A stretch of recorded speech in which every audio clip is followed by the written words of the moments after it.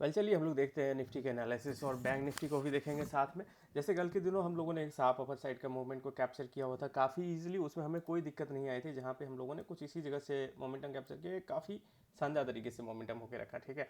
और अगर आप देखोगे निफ्टी के मूवमेंट को तो क्लियर समझ में आएगा कि एक जब इस दिनों इन्होंने जब एक लो बनाया, लो बनाने के बाद में एक्यूमुलेशन हुआ, यहाँ पे ट्रैपिंग हुई, यहाँ पे सारी चीज़ें एक जगह पे होकर रखी है।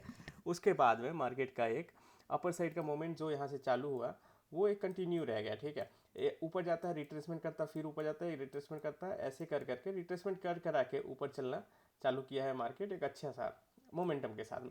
तो जब भी ये इस तरह की रिट्रेसमेंट के साथ में मोमेंटम रहता है ना, फिर वो ऊपर की हो या नीचे की हो, तो वो मोमेंटम सस्टेनेबल होता है। जैसे अगर यहाँ पे भी देखो तो नीचे का मोमेंटम जो है रिट्रेसमेंट के साथ में था, तो एक अच्छा खासा मोमेंटम नीचे की ओर होके रखा। सेम कंडीशन यहाँ पे भी अप्लाई हो रहा है, ऊपर की ओर मार्केट जा रही है और रिट्रेसमेंट के साथ जा रही है, ठीक है। तो अगर देखो प्रीवियसली मार्केट जो क्लोज हुआ है वो कहाँ पे क्लोज हुआ है, 26,180 के आसपास में कुछ इस लेवल पे मार्केट की क्लोजिंग होकर रखी हुई है। ऊपर साइड का लेवल अभी भी पेंडिंग पड़ा हुआ है। अगर आप इनके हाइट को देखो तो कुछ इन सभी लेवल 26,300 के आसपास का है, जो ऑल टाइम हाई को उसने बनाया हुआ था मार्केट, ठीक है। अभी यहाँ पे है तो रिट्रेसमेंट एक्चुअली हो कितना है, अगर आप इस चीज़ को भी थोड़ा ध्यान से देखोगे तो एक मार्केट ऊपर जा रहा है, फिर वहाँ से 30-40 पॉइंट नीचे की ओर आ जा रहा है, कोई एक सर्टेन लेवल को ब्रेक डाउन दे रहा है, उसको वहाँ पे ट्रैप कर रहा है, एक ऑल ऑफ सडन कैंडल बन रहा है, कभी थोड़ा देर के लिए रिट्रेसमेंट कर रहा है, एक एक्यूमुलेशन बना रहा है, फिर वहाँ से ऊपर की ओर मार्केट भाग रहा है। कुछ इस तरह का सिनेरियो यहाँ पे चलता रहा है मार्केट में। बहुत ही क्लियर तरीके से इसको अंडरस्टैंड किया जा सकता है, कोई दिक्कत नहीं है। तो इस हिसाब से निफ्टी के क्लोजिंग को हम लोग देखें हैं और हाइट वगैरह को भी देखें हैं, क्योंकि पेंडिंग है प्राइस पड़ा हुआ। तो यहाँ पे क्या हम समझ सकते हैं कि ये चीज़ों को कंटिन्यूसन करेगा, जैसे ये एक हाइयर हाइस को बनाने के लिए जाएगा। इस चीज़ हमारा पहली प्रायोरिटी बन जाती है यहाँ पे, ओके। और उसके अकॉर्डिंग हम लोग प्लान करते हैं कि नेक्स्ट डे की ट्रेड हमारी कैसी बननी चाहिए और क्या बननी चाहिए, ठीक है। तो अगर हम लोग देखें 26,180 का क्लोजिंग को कंसीडर करते हुए, यहाँ से कुछ पॉइंट्स का रिट्रेसमेंट जो इसका हो सकता है, तो वो प्रीवियसली जहाँ से इसने वापस से बाउंस लिया कुछ इस जगह को, ठीक है। मार्केट हमेशा वही कर रहा है कि ऊपर जाता है, फिर थोड़ा देर के लिए नीचे आता है, उस लेवल को खाता है, फिर ऊपर जाता है, फिर नीचे आता है, वो सारे ट्रैप करता है, ऊपर गया, इस लेवल को ब्रेक किया, यहाँ पे देखो पूरा एक एक्यूमुलेट किया प्राइस को, फिर ऊपर गया, फिर थोड़ा सा ये प्राइस स्टक वाला जोन है जहाँ पे एक तरह से डिस्ट्रीब्यूशन हुआ, वापस से फॉल किया किस लेवल पे, तो एग्जैक्टली उसी लेवल पे जहाँ पे प्रीवियस लेवल पे आया था, और उसके बाद फिर से ऊपर गया, फिर से थोड़ा सा एक्यूमुलेशन वगैरह प्राइस का रहा है, ठीक है। तो ऐसा जरूरी नहीं है कि ये यहाँ से जैसे इस तरह पे एक्यूमुलेट डिस्ट्रीब्यूट करके यहाँ पे प्राइस नीचे आया, ये भी हो, ऐसा कोई ज़रूरी नहीं है। हो सकता है मार्केट यहाँ से ऊपर है, क्योंकि सेम चीज़ को बार बार रिपीट करेगा मार्केट, ये कोई ऐसा होता नहीं है। और हमेशा सरप्राइज देते रहता है मार्केट, लोगों के स्टॉप लॉस हिट करवाना, ये सारी चीज़ें करते रहता है। तो उसको ध्यान में रखते हुए यहाँ पे हम लोग स्टडी करेंगे इसका और एनालिसिस निकालेंगे, ठीक है। तो हम एक कंसीडर करते हैं कि अगर मार्केट की ओपनिंग कुछ इन सभी लेवल्स के बीच में रही, तो एक हाइट जो इसको क्रिएट करना चाहिए कम से कम यहाँ से 26,080 का, तो इसका है आपका क्लोजिंग ही। अगर हाइट को देखें 200 का हाइट है, ठीक है। तो 200 से ऊपर की कम से कम 30-40 या 50 पॉइंट्स तक का ऊपर की ओर रहता है, मार्केट जाता है तो वापस से फिर वो रिट्रेस करेगा कुछ इस लेवल पे टेस्ट करने के लिए, ताकि इस लेग को वापस से कंप्लीट करे और फिर ऊपर की ओर जाएगा, ठीक है। तो यहाँ पे जो बेस्ट सिनेरियो, बेस्ट ट्रेड बन सकता है वो किस तरह से बन सकता है, अगर हम उसके बारे में बात करें तो सिंपल सा रहेगा कि किसी भी एक लेवल पे जब मार्केट एक ट्रैपिंग क्रिएट करता है। ट्रैपिंग को कैसे पहचानना, जैसे ये लेवल सपना बना, वापस से अगर मार्केट आता है इस लेवल को ट्रैप करके रिवर्सल देता है, जैसे यहाँ पे ये लेवल था, यहाँ से एक शॉर्ट कैंडल बना, फिर एक लॉन्ग कैंडल बना, रिक्लेमिनेशन हुआ प्राइस का 26,120 के आसपास का प्राइस को देखो आने के बाद में वापस से रिक्लेम कर गया, ठीक है। तो ये एक इंपॉर्टेंट लेवल बन जाता है according to the movement of market and structure of market, whatever यहाँ पे देखने के लिए मिल रहा है उसके अकॉर्डिंग, ठीक है। तो एक ऊपर की ओर मोमेंटम, ठीक है। तो जैसे मार्केट ऊपर खुलता है वापस से आने के बाद में कुछ प्रीवियस डे क्लोजिंग वगैरह के आसपास में आने के बाद में मार्केट जब रिक्लेम करता है प्राइस, तो एक हो जाएगा एक मस्त वाला ऊपर साइड की ओर ट्रेड, ठीक है। और अगर इसके ऊपर भी भागने चालू करता है मान लो, क्योंकि ये तो प्राइस का ऑलरेडी रिस्पेक्ट हो चुका है, नीचे वाले प्राइस का भी और ऊपर वाले प्राइस का भी। तो ऊपर आना चालू होता है तो वापस रिट्रेसमेंट किन सभी लेवल्स पे रहेगा, वही 26,200 जो कि एक इंपॉर्टेंट लेवल भी बनता है, से ऊपर जाने के बाद 26,300 तक का भी आराम से चला जा सकता है at the end of the day, उसमें कोई दिक्कत नहीं है। स्ट्रेंथ है ठीक, मार्केट ऊपर की ओर है, नेट टू नेट अगर वॉल्यूम देखोगे तो एब्सोल्यूट वॉल्यूम इसके ऊपर साइड की ओर ही है, तो स्पाइक होने में कोई बड़ा बात नहीं है, आराम से हो सकता है ये चीज़ें, ठीक है। तो निफ्टी के लेवल्स 26,200 और उसके 20-30 पॉइंट नीचे ले लो, 40-50 पॉइंट ऊपर ले लो, ये सारे लेवल्स इंपॉर्टेंट रहेंगे। लेकिन कंडीशन हमारी बाइंग की ओर अगर मीट करती है तो वो हमारे लिए सबसे बेहतरीन ट्रेड रह जाएगा। बाकी के इनके जो भी चीज़ें रहेंगी इनका, तो हम तो लाइव मार्केट में ऐसे भी डिस्कस करते ही हैं, उसको मैं शेयर करता हूँ, जो भी ट्रेड हमारा बन पड़ता है वो मैं आपके साथ शेयर तो करता ही हूँ। ओके, एक नॉर्मल साइकोलॉजी को भी अगर देखोगे तो यहाँ पे अगर कॉल ऑप्शन की राइटिंग अगर इस जगह पे देखो तो सबसे ज़्यादा कहाँ पे होके रखे होगे, हाई के ऊपर में ही 26,300 के ऊपर में ही होके रखा होगा। स्टॉप लॉसेस वगैरह भी वहीं पे होगा, जो एक लंबे पोजीशंस को लेके चलते हैं जो बड़े बड़े, उन सभी चीज़ों को 200 के ऊपर में रहेगा, जो कि सडनली इनको तो खैर हंट करना कोई बड़ा बात नहीं होगा, इन सभी चीज़ों को तुरंत हंट कर लेगा। 26,200 150 के नीचे के जो भी स्टॉप लॉसेस हैं उन सभी को आराम से हंट करेगा, और अगर 150 के नीचे के स्टॉप लॉस को हंट करता है तो वो फिर क्लियरली ऊपर साइड का मोमेंटम रहेगा। एक रिक्लेमिनेशन वगैरह का इंतजार करना आपको, कंफर्मेशन का मतलब, उसके बाद वो ऊपर की ओर चला जाएगा। और 200 से ऊपर की ओर मार्केट चलता है तो फिर वापस रीटेस्ट करके 200 को वापस से कंफर्मेशन देता है, मतलब रिक्लेम करता है प्राइस, तो हम वापस से वहाँ पे जा सकते हैं ऊपर के लिए, उसके लिए भी कोई दिक्कत नहीं है यहाँ पे, काफ़ी आसानी से। ओके, अब चलिए बैंक निफ्टी का सीन हम लोग देखते हैं, तो वहाँ पे किस तरह की मार्केट का स्ट्रक्चर बना हुआ है। मोस्ट ऑफ द टाइम ये स्ट्रक्चर्स वगैरह तो सेम रहते हैं, थोड़े बहुत ऊपर नीचे की ओर कहानी बनी रहती है, लेकिन उससे कोई ज़्यादा दिक्कत नहीं है स्टडी करना प्राइस एक्शन वगैरह को, सबसे ज़्यादा जरूरी। इधर भी देखो मार्केट लो बनाने के बाद में एक ऊपर बनाता जा रहा है, ठीक है। एक इसमें रिट्रेसमेंट के साथ में थोड़ा सा फॉल भी आया, वापस से प्राइस रिक्लेम किया, एक लो बना करके जहाँ से निफ्टी वगैरह का भागा कुछ उन्हीं सभी जगह से वापस से ऊपर चलना चालू हुआ, और ऑलमोस्ट सेम प्राइस एक्शन इसमें भी बना हुआ है, इसमें भी कोई दिक्कत नहीं है, ठीक है। इसमें कुछ हद तक तो देखो प्राइस कुछ इन लेवल्स पे आया, इन लेवल्स पे आने के बाद इसको भी ट्रैप करके प्राइस नीचे की ओर क्लोजिंग देके गया, ठीक है।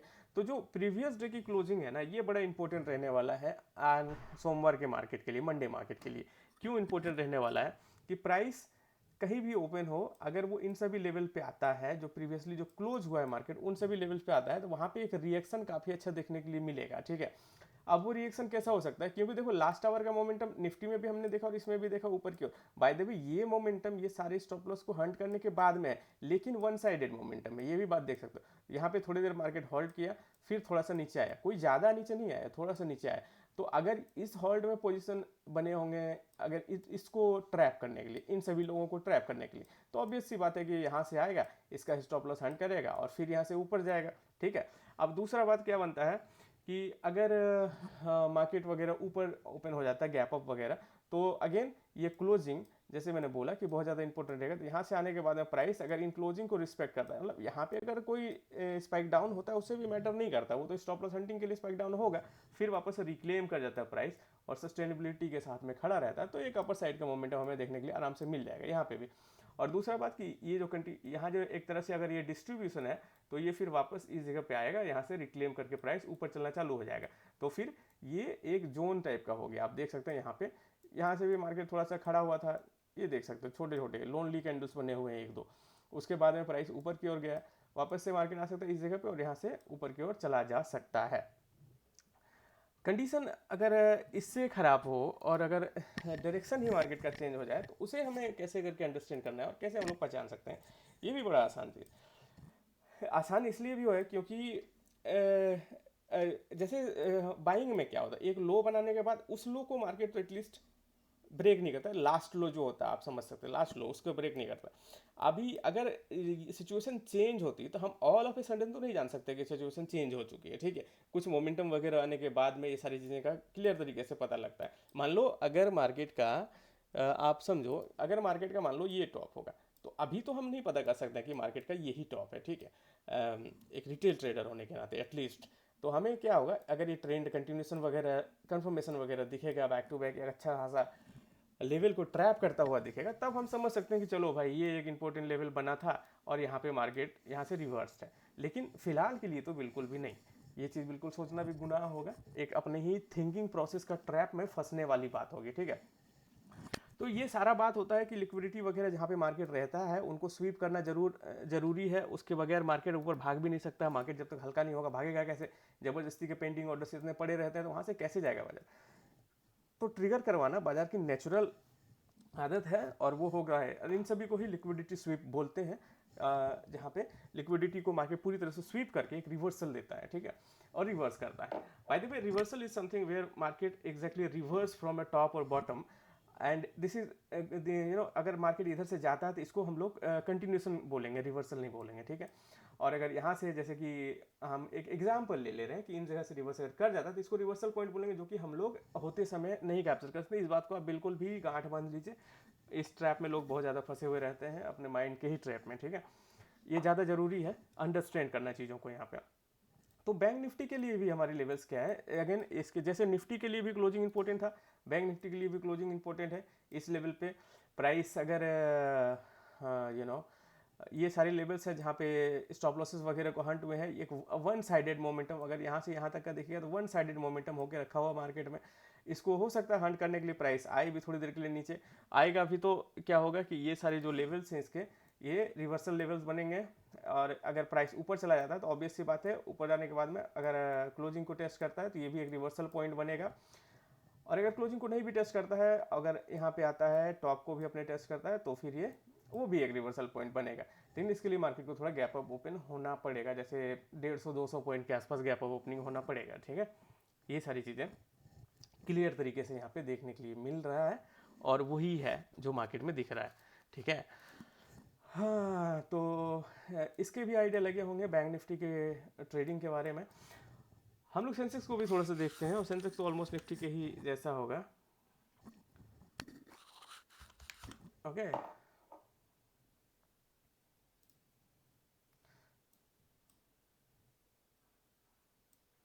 ऑलराइट, तो सेंसेक्स में देखो एक टॉप लेवल का रिक्लेमेशन एक टच वगैरह नहीं हुआ जिस तरह से निफ्टी और बैंक निफ्टी में हुआ है। तो यहाँ से थोड़ा सा ऐसा लगता है कि प्राइस जो ये लेवल्स था 85,800 कुछ ज़्यादा रिस्पेक्ट किया है मार्केट ने, ठीक है। तो यहाँ पे भी थोड़ा सा ये आपको केयरफुल रहने के लिए ज़रूर बोलता है। लेकिन अगर इन लेवल्स को निकाल देता है तो फिर एक कंटिन्यूशन वाला पैटर्न इसमें क्लियरली बन जाएगा। अगर इन लेवल्स को गैप डाउन होता है तो आपको थोड़ा सा सावधान रहने का ज़रूरत है, वहाँ पे हो सकता है एक अच्छी स्ट्रेंथ का इंतजार करना पड़ जाए, ठीक है। तो बाकी का चार्ट तो बराबर वैसे ही है कि अपर साइड गया रिट्रेस किया, फिर अपर साइड गया रिट्रेस किया। यहाँ पे इसने इसको नहीं खाया, लेकिन एट द सेम टाइम यहाँ पे आप देख रहे हैं कि इसने वापस इन लेवल्स को अच्छे खासे ट्रैप किया हुआ है। इन लेवल्स को एक क्लियर ट्रैप करके ये ऊपर की ओर गया हुआ है। यहाँ पे आप क्लियर तरीके से देख सकते हैं, एक अच्छा ब्रेकडाउन दिया, ठीक से लोगों को ट्रैप किया और एक रिवर्स दे करके फिर ऊपर की ओर चलता चला गया, ठीक है। इन सभी लेवल पे आया। अगेन इसका भी क्लोजिंग मैटर करता है बहुत ज़्यादा। प्राइस जहाँ भी आए क्लोजिंग पे आने के बाद में अगर ऊपर की ओर जाता है तो एक स्ट्रेंथ बन जाएगी उसकी और वो ऊपर की ओर जाने का ज़्यादा प्रयास करेगा। तो ओवरऑल मार्केट का कंडीशन फिलहाल के लिए अपर साइड का और है, ऐसा कोई दिक्कत नहीं है। और नीचे अगर बनेगा तो उसके लिए हमें कंफर्मेशन का इंतज़ार करना पड़ेगा। ऐसा ही हम लोग ज़बरदस्ती का ट्रेड नहीं कर सकते हैं, ठीक है। आपको आज दिनों में मार्केट देखो यार, पहले के भी दिनों की मार्केट देखो। मैं हमेशा ही ये चीज़ें को ऐसा नहीं बोलूँगा कि आज होता है कल नहीं होता था, बिल्कुल हमेशा होता आया है। ये चीज़ एक नेचर है मार्केट का, जहाँ पे लोगों का स्टॉप लॉस हंट करना, मार्केट को हल्का करना, वहाँ से फिर मार्केट को भगाना, ये एक नेचर होता है बाजार का, ठीक है ना। यहाँ पे आप हर कोई को पैसा बनाने नहीं दे सकता मार्केट, वरना भागेगा ही नहीं, बनेगा ही नहीं, एक नॉर्मल सी बात है, ठीक है। तो एक ट्रैप को समझना बहुत ज़्यादा ज़रूरी है। अगर आप ट्रेडिंग करते हैं तो कहाँ पे लोग ट्रैप हो रहे हैं, कहाँ पे स्टॉप लॉसेस वगैरह पड़े रहेंगे, ये एक नॉर्मल साइकोलॉजी है ना। किसी आप एक सिंपल से बंदे को भी दो कि यहाँ पे स्टॉप लॉस लगा रहे हैं तो 85,800 के ऊपर में है स्टॉप लॉस, इसके नीचे में, ये सिंपल सी साइकोलॉजी है। तो instead of entering at the middle of the levels, आप अगर उसके ब्रेकडाउन का इंतजार करके एक अच्छे सा रिवर्सल का इंतजार कर लो तो वो ज़्यादा बेहतर रहता है। वहाँ पे आपका रिस्क रिवॉर्ड भी ढंग का बन जाता है और आप एक अच्छे ट्रेड्स को भी पकड़ पाते हैं, ठीक है, शानदार तरीके से पकड़ पाते हैं। बाकी का जो ट्रेडिंग रहेगी मार्केट आवर्स में मैं आपको वो बताऊंगा और अच्छे से बताऊंगा। आप वहाँ पे हमारे साथ जुड़िए, उसके लिए कोई दिक्कत नहीं, आपको लर्निंग मिलती है सिर्फ, और आप एक बेहतर तरीके से बेहतर चीज़ों को लाइव प्रैक्टिकली अंडरस्टैंड करते हैं और सीख पाते हैं, ठीक है। जितना ज़्यादा प्रैक्टिकली लोग चीज़ों को सीखेंगे उतना ज़्यादा साइकोलॉजी मजबूत होगी आपकी और आप उतना ज़्यादा बेहतर डिसीजन मेकिंग कर पाएंगे। ऑल राइट गाइस, तो आज के लिए यहीं तक रखते हैं ये एक्सप्लेनेशन वाली वीडियो को, फिर हम आगे लाइव मार्केट में मिलते हैं और आप सभी को बाकी सभी की चीज़ों को और भी दिखाएंगे, ठीक है, तो जो लाइव ही होगा। Thank you so very much, keep learning and keep in proper discipline guys. Thank you so very much bro.